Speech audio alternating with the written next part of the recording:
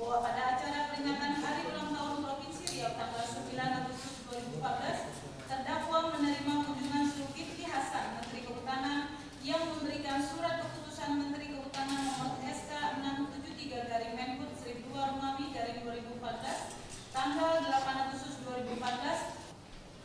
Pada pidatonya dalam acara HUT Provinsi Riau, Zulkifli Hasan memberikan kesempatan kepada masyarakat melalui pemerintah daerah Provinsi Riau untuk mengajukan permohonan revisi jika terdapat daerah atau kawasan yang belum terakomodir dalam SK tersebut.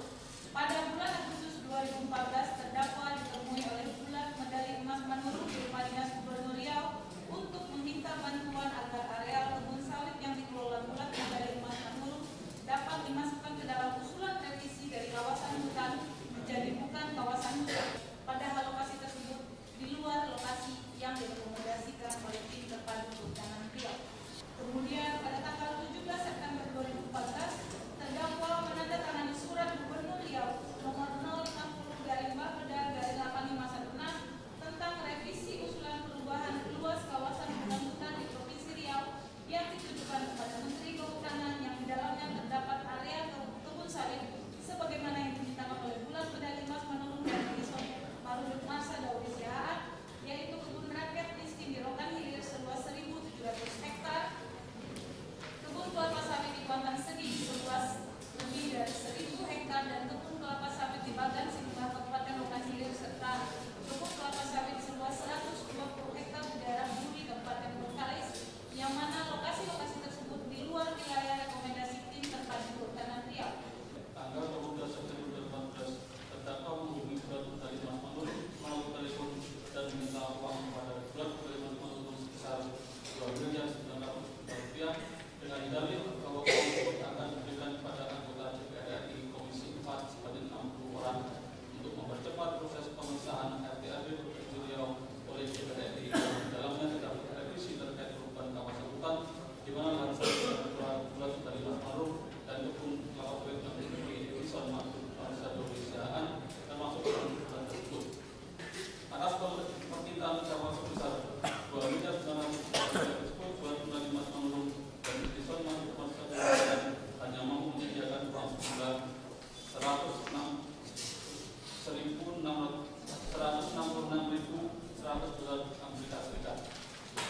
atau setara Rp2 miliar. Perbuatan terdakwa diancam dengan pasal 12 huruf B Undang-Undang Nomor 31 Tahun 1999 tentang Undang-Undang Tindak Pidana Korupsi sebagaimana telah diubah dengan Undang-Undang Nomor 20 Tahun 2001 tentang perubahan atas Undang-Undang Nomor 31 Tahun 1999 tentang Pemberantasan Tindak Pidana Korupsi. Hari Rabu tanggal 25 Agustus 2014 atau setidak-tidaknya pada suatu waktu dalam tahun 2014 bertempat di Perumahan Citra Blok RC 3 nomor 2 Cibubur, Bekasi, Jawa Barat, atau setidaknya di suatu tempat yang berdasarkan pasal 5 untuk pasal 35 ayat 3 Undang-Undang Nomor 46 Tahun 2009 tentang Pengadilan Tindak Pidana Korupsi, termasuk di dalam data hukum Pengadilan Tindak Pidana Korupsi pada Pengadilan Negeri Bandung, menerima hadiah atau janji, yaitu hadiah uang sebesar Rp500 juta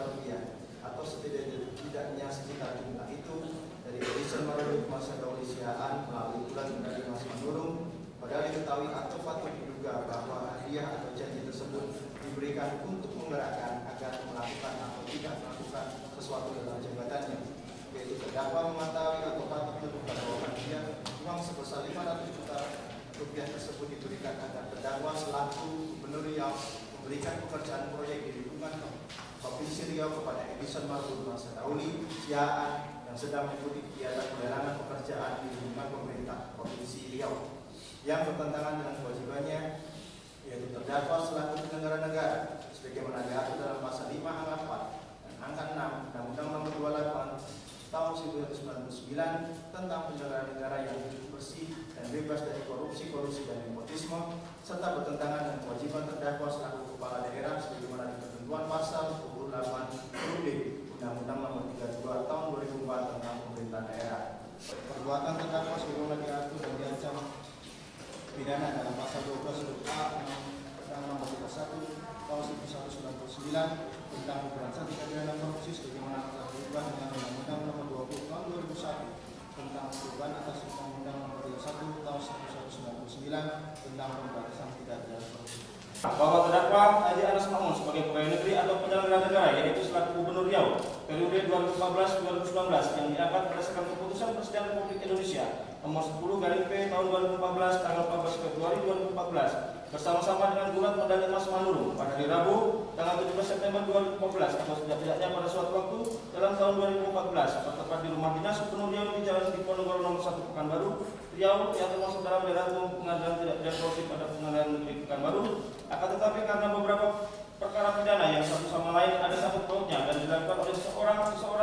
dalam daerah umum berbagai pengadilan negeri, maka berdasarkan pasal 84 ayat 4 Undang-Undang Nomor 8 Tahun 1981 tentang hukum acara pidana, untuk pasal 5 untuk pasal 35 ayat 3 Undang-Undang Nomor 46 Tahun 2009 tentang pengadilan tindak pidana korupsi, sehingga menjadi kewenangan pengadilan tindak pidana korupsi pada Pengadilan Negeri Bandung untuk memeriksa dan mengadili perkara ini. Yang melakukan atau turut serta melakukan menerima hadiah atau janji, yaitu menerima hadiah uang dalam bentuk mata uang dolar Singapura dari Surya Darmadi melalui Suheri Teta yang nilainya setara dengan 3 miliar rupiah dari uang yang dijanjikan seluruhnya sebesar 8 miliar rupiah. Padahal diketahui atau patut diduga bahwa hadiah atau janji tersebut diberikan untuk menggerakkan agar melakukan atau tidak melakukan sesuatu dalam jabatannya, yaitu mengetahui atau patut menduga bahwa hadiah uang sebesar setara dengan 3 miliar rupiah tersebut diberikan untuk menggerakkan terdakwa selaku Gubernur Riau untuk memasukkan lahan milik PT Palma 1, PT Panca Agro Lestari, PT Baju Bening Utama, PT Sebrida Subur di Kabupaten Indragiri Hulu yang merupakan anak perusahaan PT Darmek Agro dalam surat Gubernur Riau nomor 050/Bapeda-8516 tentang revisi usulan perubahan luas kawasan bukan hutan di Provinsi Riau sebagai usulan revisi surat keputusan Menteri Kehutanan nomor SK 673/2014 tanggal 8 Agustus 2014.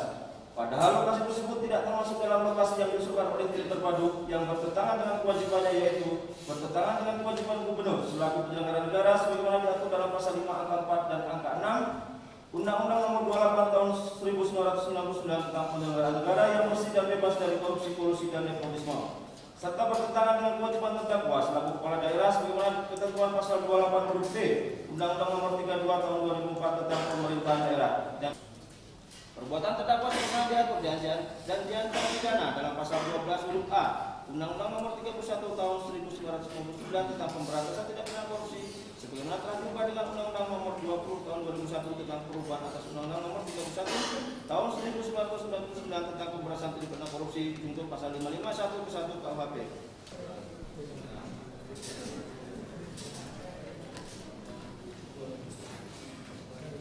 Baik, pembacaan dakwaan telah selesai dengan ada beberapa revisi yang tidak substansial, dan kemudian kami tanyakan kepada saudara terdakwa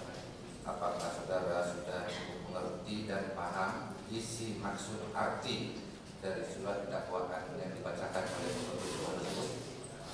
Untuk dakwaan pertama dan kedua kami mengerti dan memahami. Untuk dakwaan kedua kami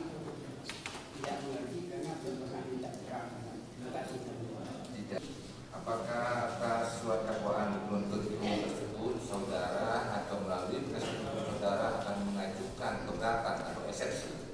atau silakan berkoordinasi dulu sharing dengan penasihat hukumnya, silakan.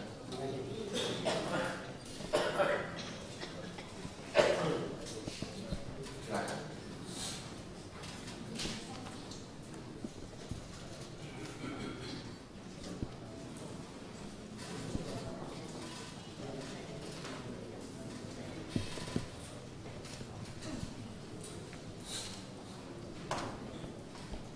Baik, bagaimana sikap saudara? Terima kasih yang mulia. Kami tidak akan mengadakan eksepsi.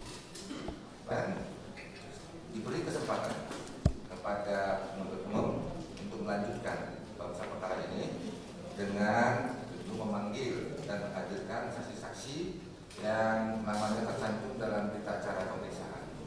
Kapan bisa dipanggil dan dihadirkan saksi tersebut? Kami minta waktu 1 minggu yang mulia. Baik, untuk memberi kesempatan kepada penuntut umum memanggil dan menghadirkan saksi ke persidangan, maka sidang kita tunda dan dibuka kembali nanti pada hari Rabu tanggal 18 Februari 2015.